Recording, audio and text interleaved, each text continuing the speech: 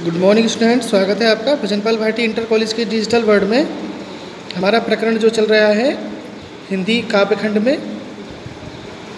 कैकेयी का अनुताप, और इसके जो रचयिता है वो है मैथिली शरण गुप्त। और मैं अब तक आपको यहाँ तक पढ़ा चुका हूँ,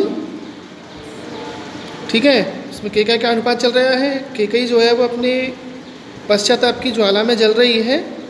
उसने यहाँ तक कह दिया था कि भले ही मुझ पे तीनों लोग थूकें, जिसके मन में जो आए वो कहे, और मेरा अपमान करने में भी कोई क्यों चूकेगा, लेकिन हे राम, मैं तुमसे केवल एक ही विनती करती हूँ कि मुझसे मेरी भरत की माता होने का जो अधिकार है वो न छीना जाए। ठीक है, आगे चलते हैं।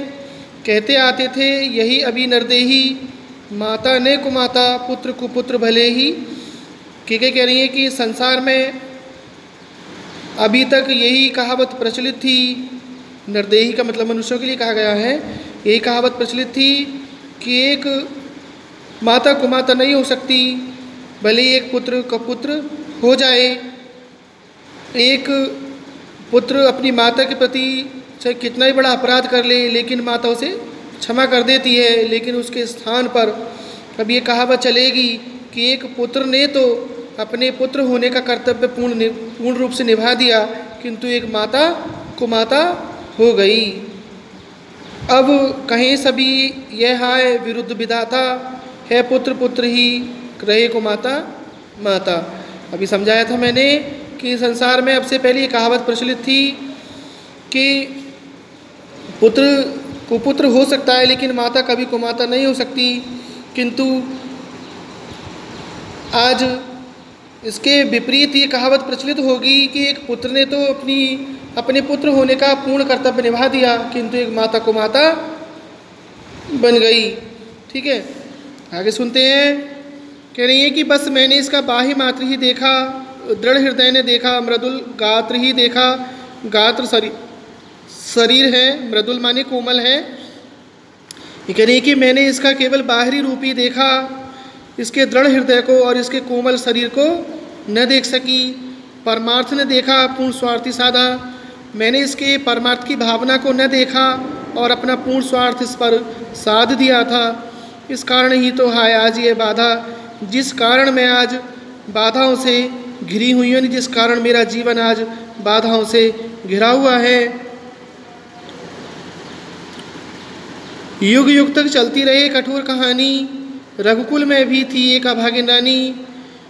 युगों युगों तक ये कठोर कहानी चलती रहेगी कि रघुकुल में एक अभागिन रानी हुई थी।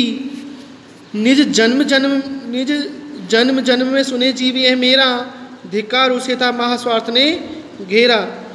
आगे कह रही है कि इस जन्म में तो क्या, जन्म जन्मांतर तक मेरी आत्मा, जीव आत्मा के लिए कहा गया है, मेरी आत्मा ये सुनती रहेगी कि धिक्कार है उस रानी कैकेयी को जिसे महास्वार्थ ने घेर लिया था।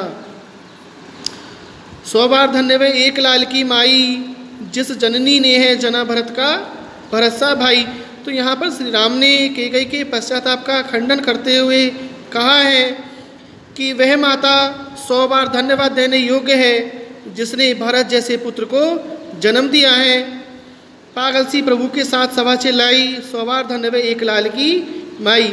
श्री राम की बातों को सुनकर के समस्त सभा श्री राम के साथ चिल्ला उठी, यानी बोल उठी कि वह माता 100 बार धन्यवाद देने योग्य है जिसने भरत जैसे पुत्र को जन्म दिया है। आगे कह रही है कि हाँ लाल उसे भी आज गवाया मैंने, विकराल को यसी यहाँ कमाया मैंने। कह रही है कि हाँ मैंने आज अपने उसी पुत्र को खो दिया जिसके लिए मैंने इतना बड़ा प्रपंच रचा था, और उसके बदले मैंने भयंकर अपयश ही प्राप्त किया है। कुयश माने अपयश हो गया, अपकीर्ति हो गया, विकराल माने भयंकर हो गया।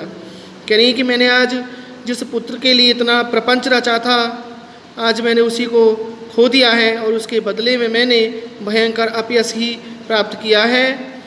निज स्वर्ग उसी पर वार दिया था मैंने, हर तुम तक से अधिकार लिया था मैंने। श्री राम से कह रही है कि हे राम, मैंने अपना स्वर्ग सा सुख अपने उसी पुत्र पर न्योछावर कर दिया था, और मैंने तुम तक से तुम्हारा अधिकार भी छीन लिया था। ये कह रही हैं कि मैंने तुमसे भी जो तुम्हारा अधिकार था, यानी राजा बनने का जो तुम्हारा अधिकार था,